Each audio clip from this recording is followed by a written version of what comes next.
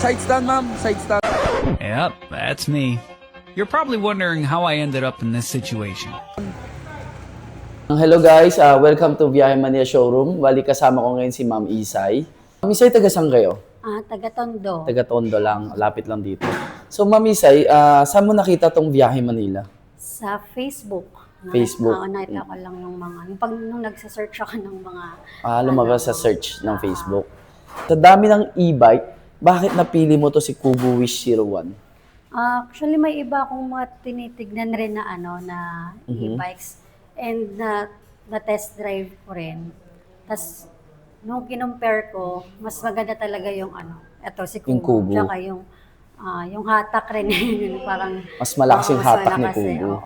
So, si Ma'am, napili na tong Kubu Wish 01 is 1,000 watts, peak hanggang 3,000 watts. Then, may 3 modes of riding siya, 1, 2, 3. 3 yung pinamalakas. Then, 48 volts, 21 Ah yung battery, full suspension. Ito ay EEC version. So, may mga signal light na siya, naka-LCD. Then, may lock sa wheels.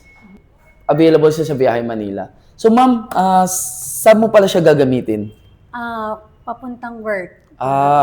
So e-bike to work si Ma'am. And sakto yun sa mahal ng gas natin ngayon at saka diesel. So talagang alternate way of commuting is using e-bike. Mama, thank you for choosing Viahe Manila. Thank you po. Message us or visit us now at Viaje Manila and take home the Kugu Wish 01 electric dirt bike now.